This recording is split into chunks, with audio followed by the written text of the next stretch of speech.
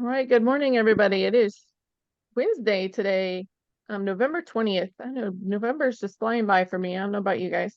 We are the Resale Revenue Facebook group, and we meet Monday through Thursday at 8 o'clock Central Time. Starting in January, this time will go to 9 o'clock Central Time. So make note of that, plan for that.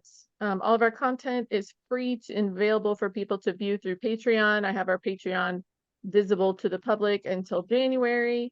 I also have, the Facebook group is open till January, free of charge. After that, there will be a fee, and then everything will be closed to private members only. We have boot camps on Monday nights right now through most of December that covers an in-depth topic every Monday. Those are at 6 o'clock Central Time. Go into our Facebook group and see the events, and you can register through there, and it gives you instructions on how to join. Starting in January, the boot camps will be members only. So, talking about boot camps, we had one on Monday night. I try to kind of do a different version of it for our group then later in the week, which is now. And I talked about our processes, and our processes, whether you're a beginner, whether you're an intermediate, whether you're advanced, we all have them and we all evolve with our processes. So, or I hope we do. Maybe we don't, but I hope we do. I got a lot of really good feedback from the new members and from newer people about the processes. And some of them hadn't even, it never really occurred to them to even have any. So that's a good sign that we're introducing good things. You guys, the people in the room right now are a little bit more advanced in their reselling, and I feel like you guys probably have pretty good set processes in place. But if you don't, something just to think about is that the more that we do with processes, the easier our life is. And I think that comes down to people want to talk about niches a lot or not having a niche, which is also fine.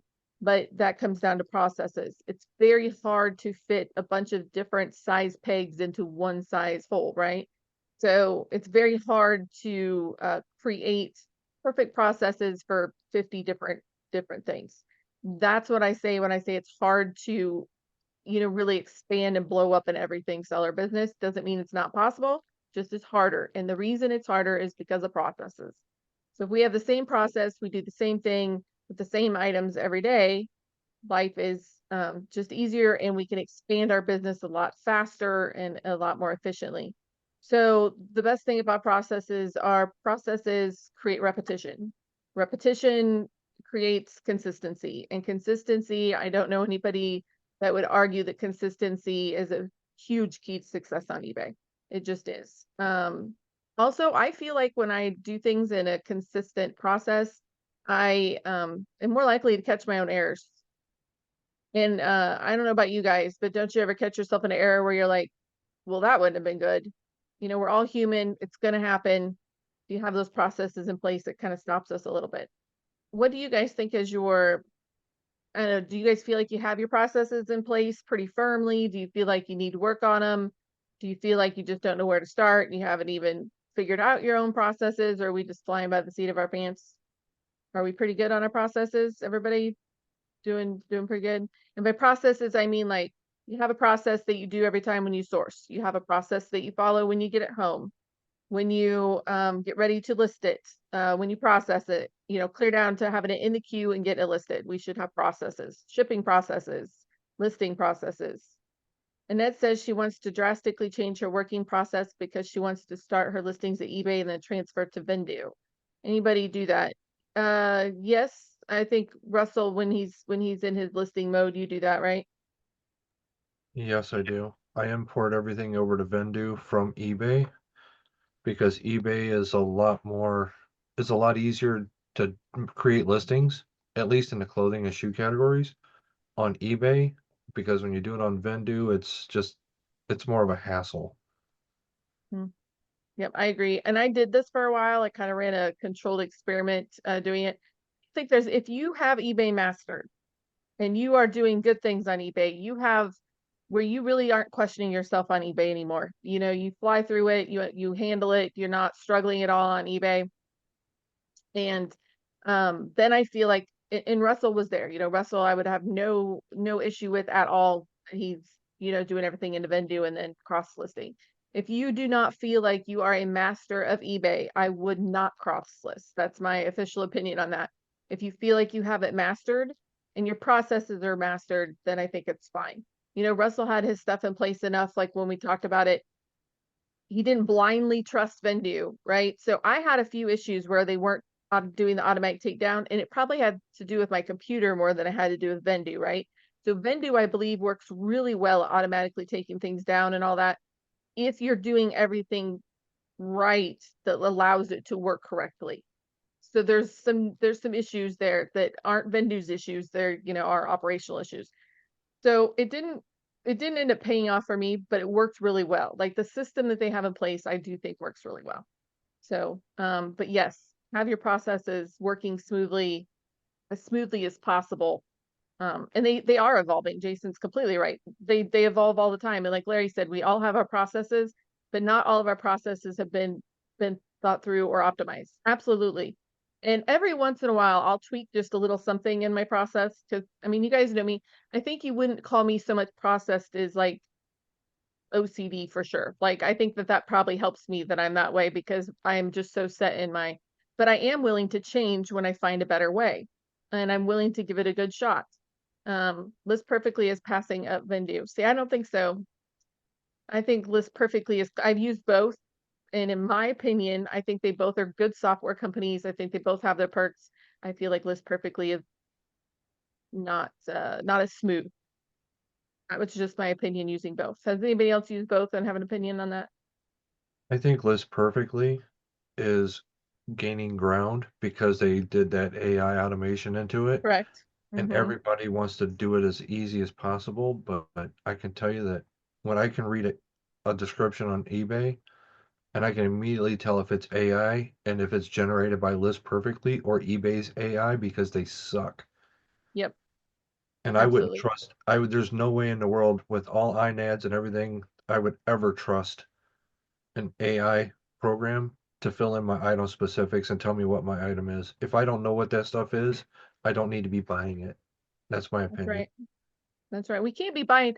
So like that's where we get to like, and I get a lot of slack after the boot camps, mostly because people think I'm too harsh or I'm just too stubborn or whatever you want to call me, which I'm probably all of those things. But I'm speaking to people that are coming to me saying, I want to make a full-time living. I'm doing this to support my family or myself. This isn't talking to hobby sellers or people that are, you know, supplementing their retirement or they're doing this for fun and supplementing money, right? So when I'm making these blanket statements, it's because um I'm talking about this is how you can make a full-time living on eBay and it's hard, right? So it's also hard when I say things like, I really don't think we should be buying things that are new to us all the time. Just like Russell said, like, I don't think if every single thing we're picking up is new to us and exciting and we have to research it to the nth degree and figure out how to fill in the item specifics, we're doing ourselves a great disservice. I'm talking to the people that want to make full-time living. Larry is going to find some cool little electronic component or some kind of hose that's going to attach to something. He has I feel like I know Larry enough now to know that if he wasn't making his brain tick like that, and do things like that, he would probably lose interest in this. But he's also not trying to make his, you know, what he made in corporate America. He's not trying to duplicate that money wise, right? So I feel like part of me, just a little bit of me, wishes Larry was like had a layoff or something like that, and he was trying to make the money because Larry would probably be a pretty interesting specimen to see how he would do that, and he'd probably blow all of us out of the water, and it would be very amusing to me to watch and get to poke at him a little bit to do those little changes. But the way he's doing it now, I don't have any issue with. But if he was doing it full time, I would say, Larry, we might have to be a little more honed in and not so much fun and exciting experiences, right? I mean, you'd probably agree with me, right, Larry? We probably have to niche down a little to some, but Yeah, um, it would definitely have to, I'd have to niche down to at least two or three, but then like you say, I would probably be bored to tears.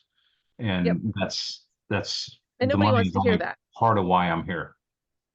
Right. And so nobody wants to hear that when I say, you know, everything sellers hate me because they're like, I want to, you know, it wouldn't be fun for me anymore. Well, that's fine. Then sometimes we have to pick fun and then we have to pick, I want to make $100,000 a year. So sometimes it's hard to make both of those things fit in the same mold. So, the efficiency part is super important because something Russell said kind of clicks with me on the fact that what if we use that AI software and it works a few times and we double check it and it looks good? What happens? We start relying on it. We start not checking as good because it worked. It was fine. You know, those couple times I checked, it looked good. But then what if that fourth and fifth time that we're not checking isn't good anymore? Right? People start relying on these technologies to do our job. Just like I caught those 10 carat things get stuck in my dang jewelry listings, right? My jewelry listings are super easy. I sell similar off my similar items, but if I hadn't double checked myself in eBay software that usually works great, I would have a lot more problems and I ended up with that glitch, right? So it's not easy. This just isn't easy. And actually I think I would love to be able to go and comp things at garage sales in all different niches and see what's going to make me the most money. Like that seems a lot more interesting to me than listing the same old jewelry over and over and over. But for me to blow up the business and to keep, you know, doubling down, I can't do that doing that. And I know that, right? I'd be shipping all day long. You know, my processes would be out of whack. I couldn't do it. So let's try to catch our own errors. And to catch our own errors, we need to be doing more consistent and more repetition. And yeah, all the things that make us bored to tears. There's days where I'm like literally bored to tears with what I'm doing. I won't lie. Harry says, and don't just assume that eBay will take care of you, even if you're using their recommendations. No, absolutely not. And Harry, I absolutely would go back with your rebuttal and I would use the messenger or I would use the chat bot and I would ask them to review that because We're on the chat bot. the little, like, you know, in the corner of our pages where it has the question mark. And then it'll say, do you want us to call you? Sometimes they let us email them. And I actually sometimes will try a few times during the day till it lets me email them. I don't I've think really- I have that anymore. Where is? It's usually like inside a listing or inside an order. Clear down in the right-hand corner, you'll have a little like question mark pop-up box. Or you can scroll clear down to the bottom and go to help. And then it'll ask if you want an automated assistant or you want Oh, somebody okay. Okay. I'll dig through that again. Yeah, and either get somebody on the phone. So I hate talking to eBay. People love getting them on the phone. I hate getting them on the phone. I like the chat or I like the email. Yeah. I have really good luck with email. So like usually I tell people to back off, like we try and move on. Harry is 100,000% right in this. And I would try at least once to get somebody on the phone or get somebody in a chat and say, please review this. It's completely in your policy. And I would fight it just a little bit. I would give it my attention. And I very rarely say somebody's 100% right on something, but Harry's 100% right on this one. So having our processes, people, I feel like maybe when we source, we don't always have a process. Sometimes we're just like out there having a good time, seeing what we can find. And you don't have to be like 100% nailed down. But do you guys ever find you go out to source your 10 things or whatever, and it took you 12 hours because you were dilly-dallying around and screwing off, and then we were looking in departments that we really had no business looking in because we were, you know, interested and something caught our eye, and then all of a sudden we've wasted 8 hours of our day. I see a lot of people posting on different boards about all different reseller boards about how they end up putting themselves in a box where they don't have time to list, right? Or they can't find time to get these items up. So lots of people are sourcing great items or not. Sometimes we're sourcing mediocre items. And then we're not leaving ourselves enough time to put up enough listings to catch up to what we're sourcing. And so it's really important that we are making sure we have enough time to do what's making us money. And it doesn't make us any money if we aren't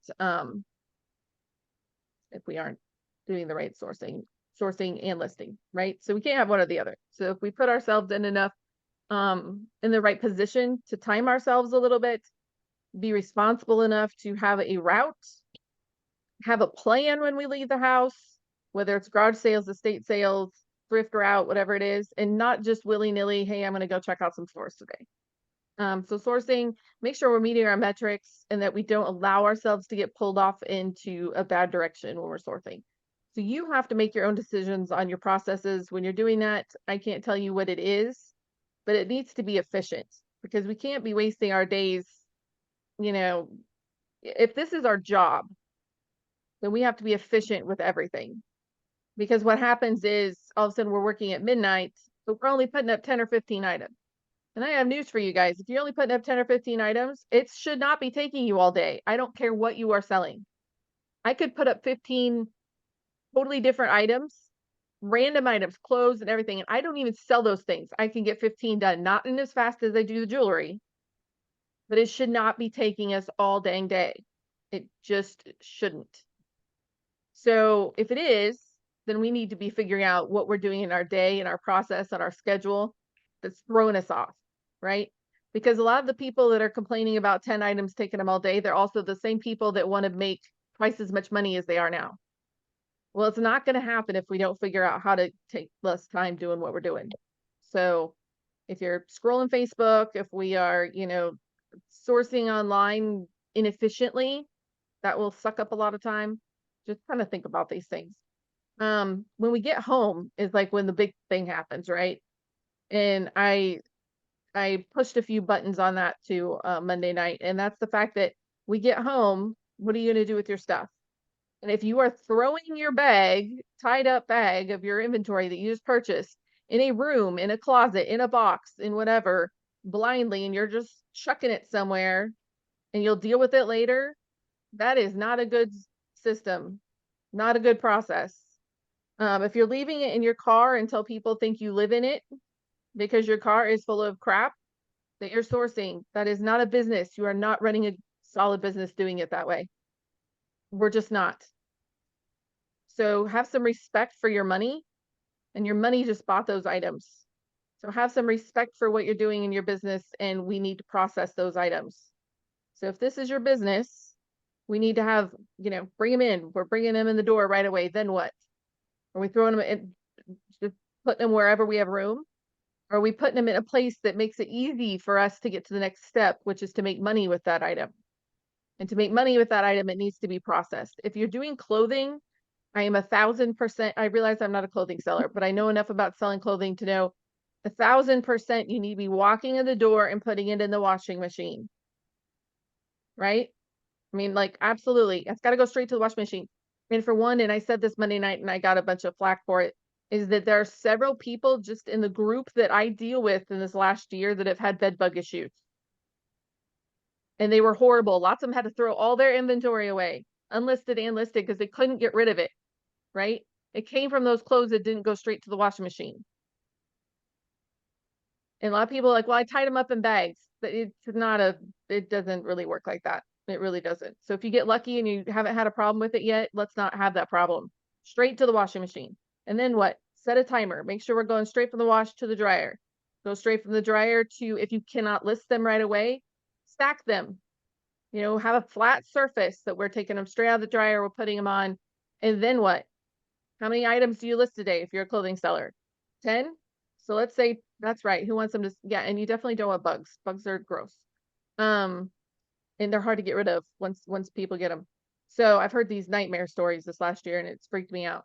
So then you take them, you put them on a flat surface, then what?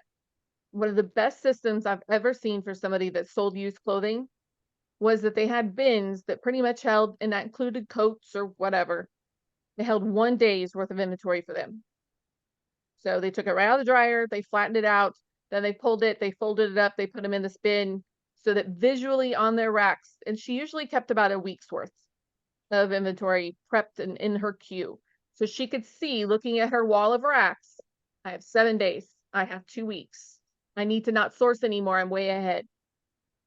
So unless you're in a place that, like, Goodwill shuts down, most of the time, if we have a week or 2 weeks worth of inventory, that's enough. If we feel like we need to have more for certain circumstances, let's say garage sale season, only happens, there's people that need to stockpile during estate sale season, garage sale season, but then do yourself a favor and don't make up new sourcing during off season, right? So we can't trick ourselves and say, well, there's no garage sales or estate sales during the off season, so I'm going to stockpile all this stuff, and then when off season comes, now we're sourcing online, right? Because now we're hoarding. Right? So we need to be intentional with our sourcing. And part of that is making sure we have a plan. But going right from washer, dryers, stacking them, now we have a day's worth of inventory. Pull it right off into a day's worth of inventory. Now, sometimes I know that's kind of a bummer because maybe we got all shorts. Maybe, Yeah, so Russell, I think that happens in Iowa. I don't know what we do with people's stuff when they die only in the off season, because in Iowa we don't have very many estate sales either in the winter. I don't know. So what do you add? Can I yeah. ask you a question? Is that okay? Sure. Like I really like your thought process on this, and I think it's helpful. But I'm almost thinking like, man, we could this topic could genuinely be branched out, almost as a necessity, you know, on further like sub steps and subcategorization of what the process is. I almost think it needs to. I've talked to a lot of friends in general, and they're like, "Oh, I'm going to do this. I've got this like next $1 million idea or whatever, right?" And I'm like, and I'm effectively saying, "Well, what's your marketing plan? What's your business plan? You know, have you written it out?" And which effectively is saying, "What is your process? You know, what am I going to do for this? What am I going to do for this? What am I going to do for this?" And I'm you know, so we'll use this example of the clothing. You say definitely get it in the washer. I don't do a lot of clothes, so I wasn't immediately aware of like the bed bugs. So here's where my mind is. It's like, The how last do you? 2 people brought him in on stuffed animals. Yeah, well, I was just literally going to say that. What about stuffed animals? How do you wash them? Listen, I don't even fully manage my household laundry all that great, right? And it is my Right. job. Like, how am I supposed to wash additional clothes that come into this house that I'm sourcing? Oh my God. You know, there's a saying like I can wash it today. Folding takes up to a week.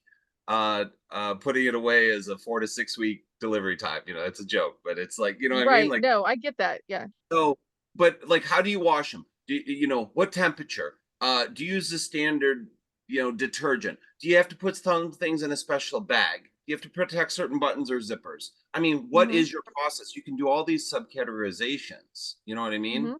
So Yep, I for sure. don't, it almost feels like in a way overwhelming, but it's like, it's a topic that I think in a way we just kind of wing it because I don't think there's a standardized function of like the how to, you know, like packet of like here's the how to of sell on eBay for all these different things. Yeah, we're all different. We all sell different things. We all have different setups. Until I make myself a process, that's exactly how I would end up with boxes full of stuff that isn't ever going to sell, isn't. Yeah, that is. Those are topics for the niche calls. Absolutely. And, so like the shoe call can do one about like, here's the process of coming in the door with shoes. The clothing call can do one. Here's the process of coming in with the clothes. And I think this is, and the title of this today's call is going to be Prevent the Piles. This is total death pile prevention. Because if we follow this and then we're visually seeing our cues, they're ready to go. We need to make our work as easy as possible for ourselves. And what's easy is that I wake up every morning and in my light box, there's a bag of clean inventory that all I have to do is photograph and list. Right? So I don't run into stumbling blocks in the morning because I have taken those stumbling blocks out of my own way because I have a process. So and at night, if I'm really busy, all I have to do is go to my shelf, go to my box, go to my bin. I pull 1 day's worth of inventory because it's all ready for me, and I have to hurry up and wipe it all down. But I don't go to bed until that's done. That's a non-negotiable for me because I know how much it causes me issues when I don't do it. Because when I'm cleaning it, then I find, oh, that's broken. Oop, that wasn't what I thought it was. And then I can replace that item. But if I'm doing it in the middle of my photography process, it's a pain. And it causes me to stop, start, I got to fix it, whatever. So, and everything sellers, this is a pain point, right? It doesn't mean you shouldn't do it. It can't do it. This is a pain point of an everything seller because you have to figure out how to have these inventory intake and processes for every single thing that you're going to bring into your house, or you'll end up with piles. And when I look at a pile, I like, I actually calculate out. I told you I stockpiled, so I had 90 days worth sitting there ready. And then I calculate how much money that is at my average cost of goods. That is a lot of money sitting there. Well, Not I- at potential profit. It's just at my buy cost. It's been an evolutionary process for me as I'm bringing in big, heavy things and long, skinny things and buckets full of small things. And what I have noticed is as you pointed out, if you're able to see the cues, life gets so much better. I have like 11 or 10 big totes. And I found that I've got death piles in those totes, right? If I don't see them, they're out of sight, out of mind. But I've also got a flat surface right across from where those totes are, which are much more visible. And I tend to process the things that are on that flat surface a lot faster because I'm dealing with the new and exciting stuff that just came in, and I know it's worth, you know, $60 or $100 as opposed to that other thing that I know is in that box somewhere. And but one of the things I've been trying to do is just work left to right and always have work on the oldest stuff. I'm not that as works too. successful at it as I wish I could be, but that's kind of what I'm shooting for. Well, and we all have those good, I've had a few good sourcing things that I'm like, you're excited to list them, right? And I've just tried so hard to only source things that I'm excited to list because then it's all okay. We don't have those like, days, So I try, but I don't know anybody that's 100% successful with that. I'm not for sure. But like I know in those 90 days in my queue, and I only did that because of my surgery and not being able to drive. Is that I know I have a lot of great stuff in there. Why? Because I processed it into days as it came in. And if I process 10 days worth in one sitting, well, there's still a lot of really great stuff sitting in my queue in my days of inventory because I'm not cherry picking it. I'm not taking all the stuff that I really want to list and doing it tomorrow and putting it into the queue. And so that helps in the fact that I know I can grab a bag out of my queue at any time and it's going to have some great stuff in it because I didn't already pick out the really great stuff. And it gets easy to do that. We all want to do the great stuff, right? You get a shipment in, it's awesome. You want to hurry up and list it because it's exciting. Well, then what happens to the rest of it?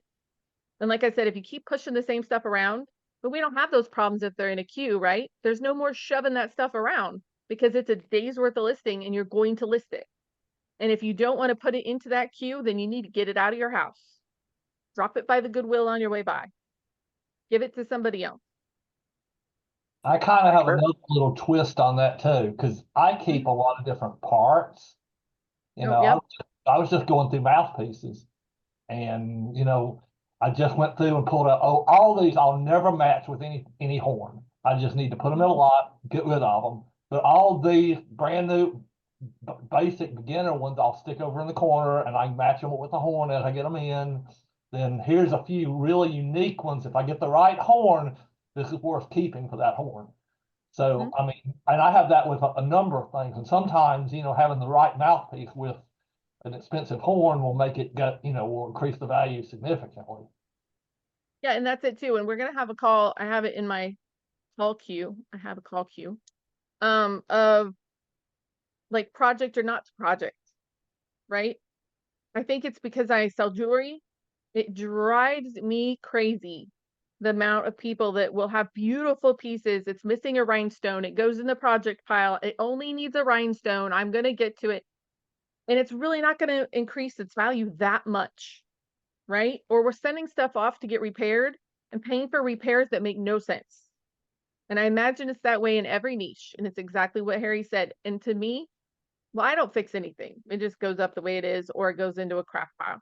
But it's okay if you are, it's okay if you're paying to repair things or if you're taking time to repair things, but not if you have project piles all over that you'll be dead before you get to them. Now they're just taking up space and making a mess. So if they're just taking up space and making a mess, then we have to be honest with ourselves and get rid of it. So my taking up space and making a mess was I had boxes of I need to make a lot, right? So those make it a lot boxes, but we're trying to match up, like I need to have enough necklaces. I need to have enough bracelets or whatever it is.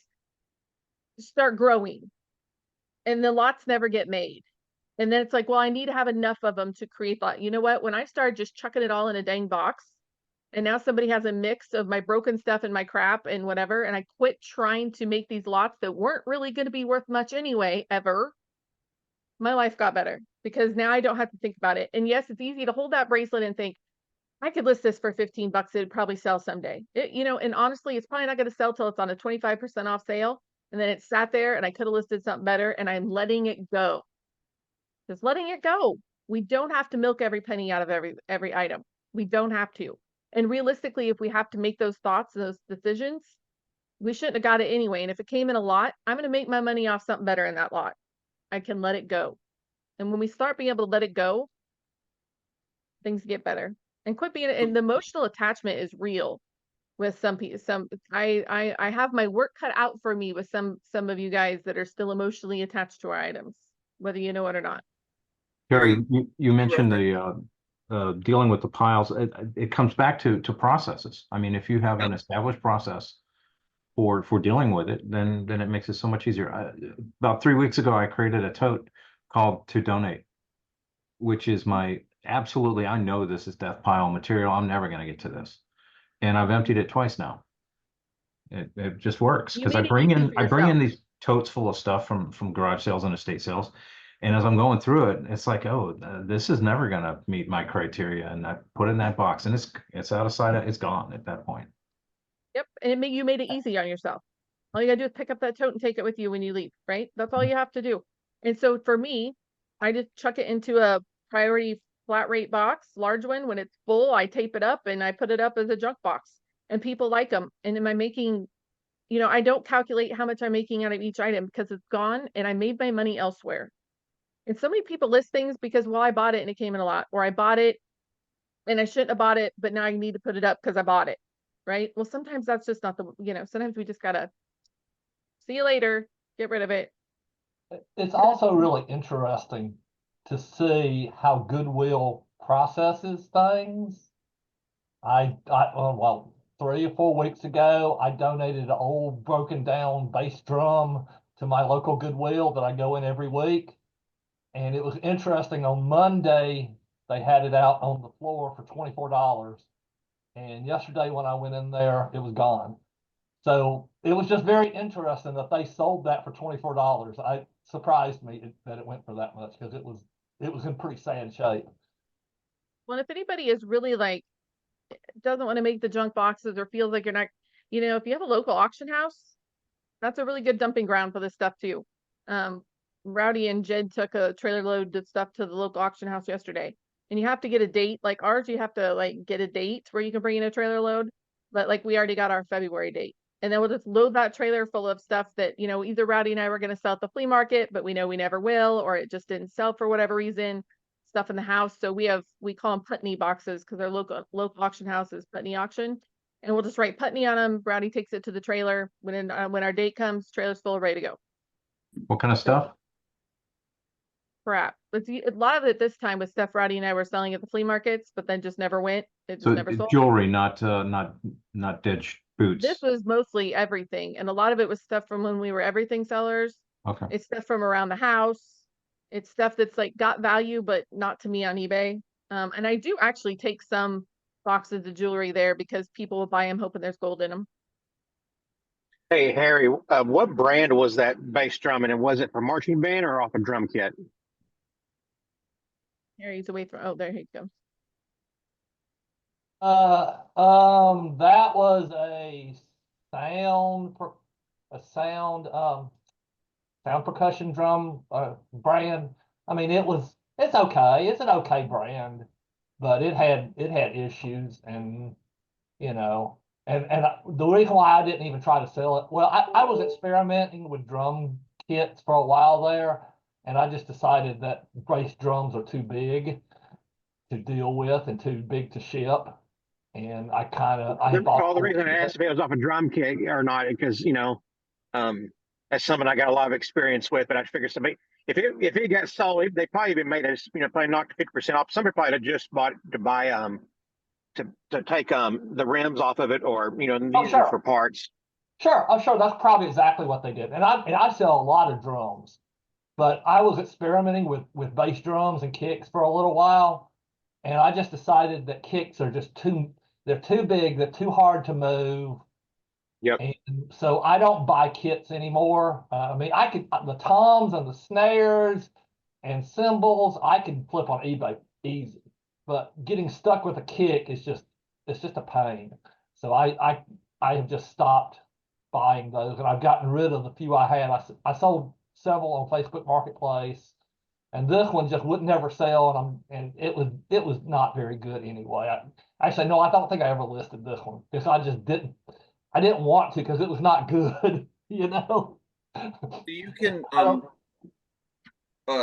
Carrie, on that topic of processes, like you can, this is fascinating to me, but you create even like your, what you said, like with the jewelry, and you've known people that will do these subcategorizations of, well, I'm trying to, I've got a pile now of repair stuff. I've got, you know, subpar items, and I'm going to create the subpar box of necklaces or bracelets, or, you know, this. And so we do create pretty much on the fly these uh these processes, or we come into situations. Maybe this is a good way of looking at it, you know, and with also what Larry was saying, is that we come into these situations that a process is necessary, and then that takes up a ton of our bandwidth, I think, you know, and certainly probably the most as what you call an everything seller, because there's so many processes and sub processes. Like, well, what do you do with this? What do you do with that? um if I was to pick a mastery, and I kind of fell into it, it would probably be with like the DVD category and the media category. But I'm telling you, even within that, there's processes. Okay, so you Right. get a Yep. DVD. Do you sell it on its own? Is it worth it on its own? Should it be grouped up? Does it come in, like, we'll say like the Halloween series, right? Or Friday the 13th or something like that, right? Because there's multiple movies. Well, do I sell one? What if I have three? I have a partial set. Do I sell it as a partial set? Do I sit on it? Do I wait for more? You know, how do you break those up? I'll give an example to the group of a process, and this is something I'll say I have a mastery in, and this has been a pain in my ass, pain in my butt, excuse me. DVDs, for example, they come with these digital codes. You guys, you know, have seen these. I don't know what to do with these. Now, some have expired, but I also found out, you know, that companies will still honor them. This is like a pile of money here, but I don't have a process to unload them. You cannot sell them on eBay. So it's like, oh, well, go join those Facebook groups that, you know, buy, sell, trade these digital codes. I kind of tried that, but it's not a refined process, and it's definitely outside the scope of my normal processes. So I got to create a process. So it's a pain in my hide, because I don't, you know what I mean? I don't have a process for I'm it. going to be really brave, and here one of these days we're going to have I'm going to give my opinion on why I, you know, and back it up. I feel like be able to back it up on why I feel like at a certain point, if you have certain income goals, we almost have to niche down, and why I feel that way. I'm going to get slack from the everything sellers. They're going to be hating on me, and that's fine. But I don't know a lot of everything sellers that are huge. And when I mean huge, I mean, if you want to net 150K a year, and it's very hard to do on your own as an everything seller, or you have to have so much space. Well, and see, but there you, and I don't agree. Excuse me, I don't disagree at all with that second part, and that's something that would be really good to explore, because part of selling it all, you need the space, so you got to have a process. You know what I mean? So rather than wing it, and then these piles come, you know, they just stack up. You might get a really good buy, and there could be value on it. I might get. I don't know if going with your what you sell, for example, is a good example, but like on toe to toe on any given item, I might have an average higher selling price than someone else in the group. But my process and my processing time is so diluted to get to the end, you know what I mean, to cross that finish line for that price. You might be able to sell 3 times as much with your cleaner process. Well, we only have so much time, right? We all only have so much time. Yeah. And no matter what that time is. And like Russell said, we have no business picking up items that we don't already pretty much know our item specifics. It's really hard to be a master of everything. I don't think any of us can say we can master everything. So we are responsible for every single item we put up and to know as much as we can about it. It's really hard to do that with everything. So we only have so much time. We only have so much yeah, and I get that we could go. I have great resources here if I wanted to be an everything seller. Amazing stuff. I don't have a lot of competition with reselling, but I don't think I could, you know, net over net by myself, the amount of money I would need doing that, because it would take me too much time, and I don't know everything. And then I got INADs on stuff because I didn't test it right, because I'm not an expert. You know, I'm not an expert. Could I pick up awesome speakers at these estate sales? I could. Am I an expert and be able to sell them and say, I know that this works and I know the wiring? I don't. I can't do that, but that's our responsibility. And it's hard to blow up a store doing that. So I'm gonna bite the bullet and I'm gonna do a call on that, and people can hate me all they want, but we have to know these things before we buy them. And it's hard to do that in everything. I think it's Is it also about- where you add value. Mhm. Because we're adding value. Are we adding value in knowledge? Are we adding value in repair? Are we adding value in what do you call it when you pick certain things for certain buyers? It's all how you're adding value. And you got, if you know, if you don't know how to add value to it, you're wasting your time. Then we're just shopping for cool stuff and hoping we have a really great high ASP once in a while, right? That's also a thing. If we get mastering of a niche, we can have consistent good turnover with consistent ASPs and not just shooting for an out of the park once in a while, right? You know, businesses are built on consistency, and consistency in sales is one of those. And you get to know your product, you get to hone in. There's so much education in each niche that we can do. And I think people can have a few, like, you know, Harry does like the musical instruments and his wife helps with the purses and stuff. So it's not necessarily like you only can sell, but if we niche down, then we can also niche down our knowledge. And that's huge because that's where we can edge out the competition, is with our knowledge. Anybody can go to an estate sale and pull their phone out and do some comping, right? But if we have specialty knowledge, that's where we can, pick up that brooch that's missing half the rhinestones, but no, I'm going to get $300 for it. It's the same in every single niche. Harry's going to see something in a musical instrument I would never see. He's that your phone can't tell you. It's knowing the things that our phone is not going to know for us, but we know because we're experts. So, yeah, I'll bite the bullet and I'll do it once and I'll take the slack for it. It's okay. Well, I'll back you up by saying this. I will help anybody in the group at any given time. I will answer and do my best to give you the best advice or the best answer. But the only thing that really, and nothing really bothers me, I'll answer the same question over 100 times. But it's the question of, should I get this or what is this? And it's like, you bought it and you brought it home and you don't even know what it is. To me, that is the most insane thing you can do. You're trying to run a business, and then to back it up, if you think about, the high end or Walmart is an everything seller. Mhm. But within the Walmart store, if you look on the shelves, if you go down the green bean aisle, there's three brands of beans. There's not 50 brands, there's three. And it's the most popular, fastest selling beans there are, period. If you go to their clothing department, it's the same thing. There's 4 or 5 brands of clothing. That's it. They don't sell 50 brands. So in essence, even Walmart is niched down if you really look at their model. And we have to do that too. As an everything seller, I like Larry. I love what he does. I would enjoy doing that, but my business is a different outlook. When I see Larry pick up something for $10 and sell it for 300, I think, God, I could just do that. But if Larry could find 10 of those a day and just buy 10 of those a day, look how much money he can make. Yeah. You know, Go ahead. and then if you go into Different goals. and then you go into clothing, it's like, okay, so my ASP in clothing is $28. Okay, no problem. Here's my process. I do my process over and over. I schedule my listings out. I get a week ahead. And then when I go sourcing today, I don't buy the $20 items. I try to find $50 items. And if I find them, great. And if I don't, by the end of the week, when I get down to 2 or 3 days left in advance, then I go back to buying my $28 items.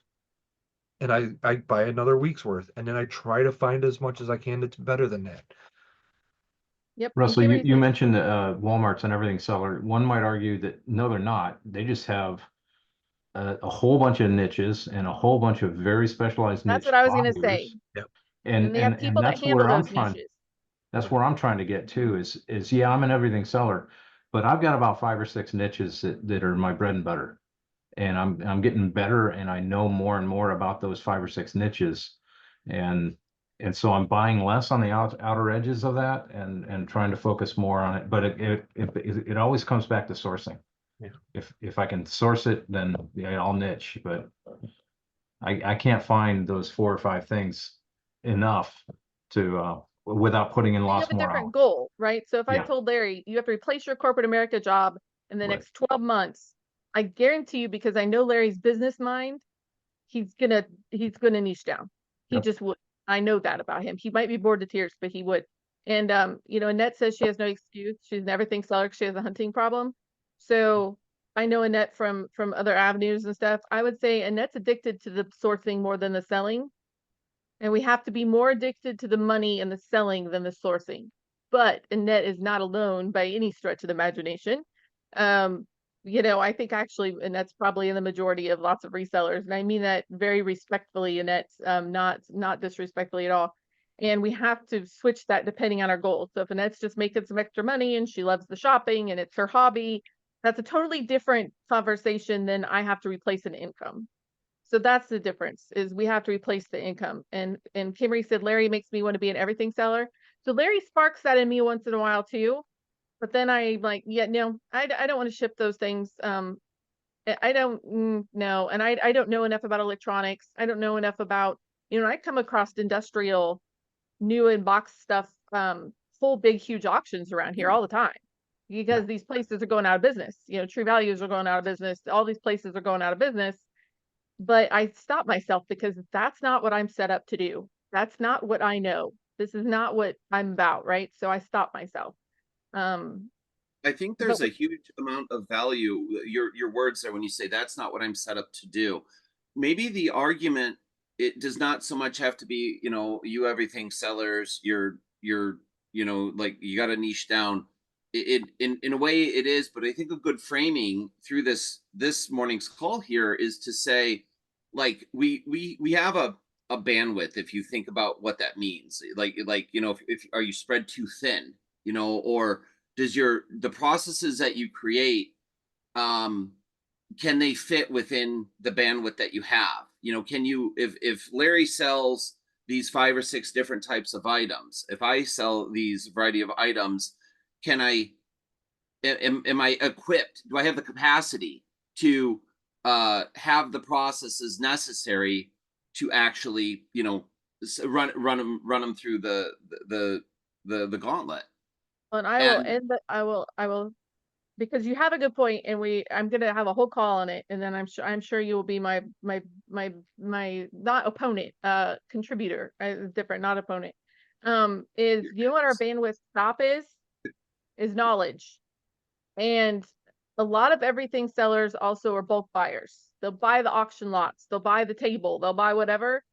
I'm not in the business of getting lucky, right? I don't run a business based on, there might be a really great item in that lot for, and I bought for $2. I'm not in that business because I need consistent income, and consistency doesn't have anything to do with luck.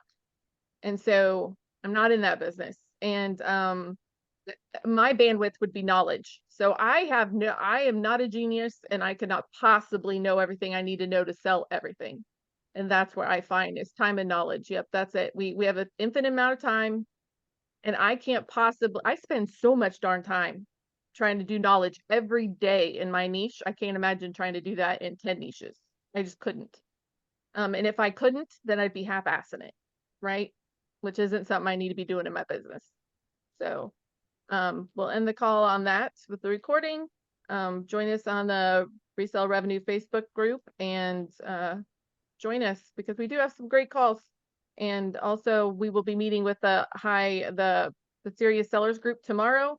That's somewhere where it's good, people, you know, participating. It's a really good thing, because the ASPs, people that are shipping big bulky things, and Larry could tell you this, you know, you break down your numbers, those ASPs are heavily weighted with shipping a lot of the time. Yeah. So we have to take that, because some people like, I have a $45 ASP. And then, yeah, well, if 15 of that's shipping, right? That's not a true vision of what we're doing. So we got to keep the serious seller call. We break that all down into net profit. And that's all that really matters, is money that's going to our bank accounts. So It's Well, very there's helpful. also the labor component of it that you need to consider. When I get some of these bigger things, it's like, oh God, this is gonna take me 25 minutes to box this damn thing up. And every time we touch it, remember, it's at least $5 off it. $5 Right. every time we got to go touch it, mess with it, fix it, clean it. It's $5. So it's our time, infinite time and knowledge. It's an issue. All right. Well, thank you, everybody.